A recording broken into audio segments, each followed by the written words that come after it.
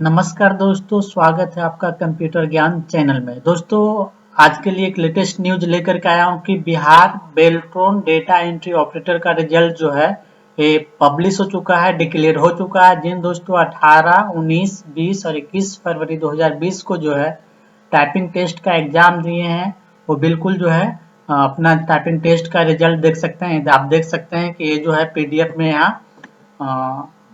Upload किया गया है, यानी कि इसका ऑफिशियल जो है वेबसाइट पे बेल्ट्रॉन का, वहां से आप डाउनलोड करके आप अपना नेम वहां से फाइंड आउट कर सकते हैं।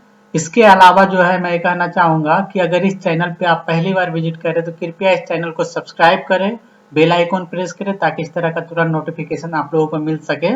और इसके अलावा ये भी बता दूं कि इसका अगर आप डाउनलोड करने में जो असमर्थ हैं, इसका ऑफिशियल वेबसाइट अभी काम नहीं कर रहा है, तो आप जो है डिस्क्रिप्शन लिंक से जो है आप वो पीडीएफ को डाउनलोड कर सकते हैं। दोस्तों तो प्लीज आप इस चैनल को सब्सक्राइब करें, शेयर करें और बेल आइकॉन को प्रेस करें। ओके, जय हिंद, वंदे मातरम।